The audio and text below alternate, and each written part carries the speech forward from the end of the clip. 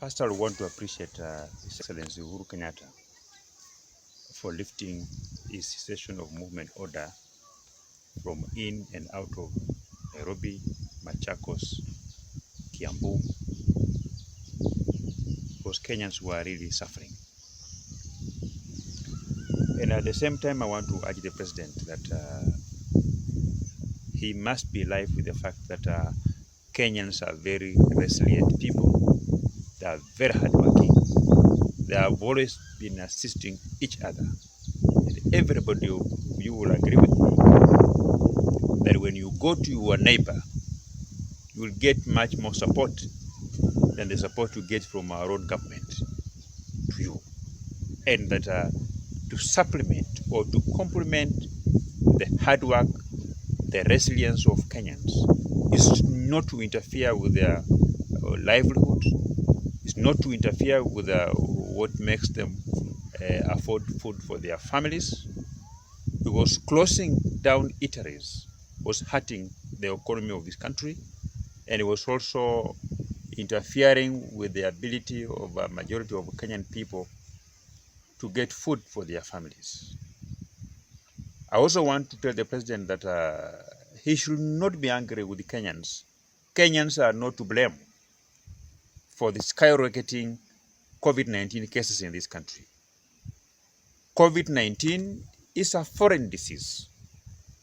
And being a foreign disease, the waves that you see being created across this country are caused by returning citizens and foreigners.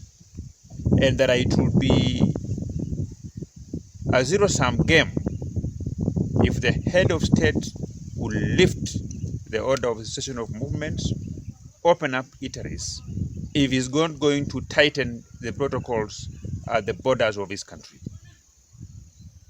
I want to ask the President of the Republic of Kenya not to be driven by a few dollars from people of certain race, certain color of the skin, who often come into this country causing the new strains of these viruses. And that from today going forward, the government should begin to quarantine foreigners who are coming into this country, and even the returning citizens. They should be quarantined for at least 7 days. They should be tested, quarantined, retested before they are allowed to enter into this country and mingle with the rest of the Kenyan people. Kenyans as a country, we have suffered because of strain caused by a few people from Europe, from countries that are now known to be breeding grounds for COVID-19. It pains me as a person when Kenyans movements, the movement of the Kenyan people are curtailed because of these COVID-19 directives, but government officers line up at the airport to welcome here a handful of tourists. We should not sacrifice the resilience, the hard work of the Kenyan people to accommodate a few people because of the color of their skin. I have traveled to more than 5 countries across the world since the first case of COVID-19 was reported. I have been quarantined for about 7 days. And I will want those people, when they come to this country, their cases should not be no exception. They should also go through the quarantine. If at all the government's business of checking the spread of COVID-19 is something that we can believe in. You've told here now that India has a new strain of the deadly COVID-19 virus. I have not seen the Ministry of Foreign Affairs issue a directive on how they are going to manage people will be coming to this country from India. So this is why we are saying that much of the effort should now be directed on our border controls. We must manage the foreigners who are coming to this country, the tourists who are coming to this country. It doesn't matter what they are coming to do in this country, but the health of the Kenyans matters most. That is what we need to focus ourselves in, because the government has threatened that we will go back to where we are coming from if numbers will begin to go up.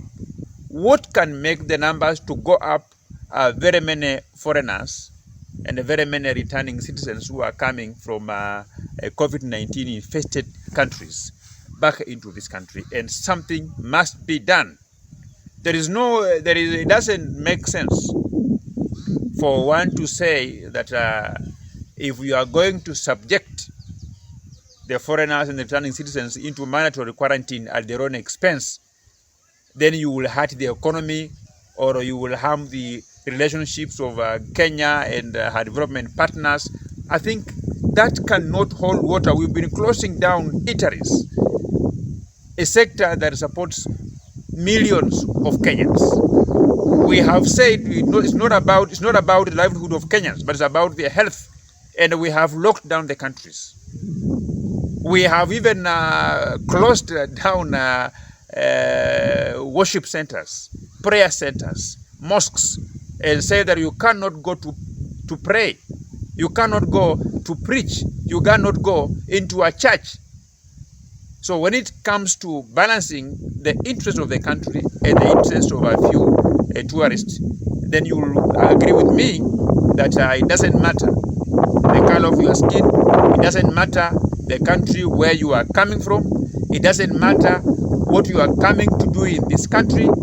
All those people must be quarantined for 14 days, if not 7 days, tested before they are allowed to come and mingle with us in Kenya here.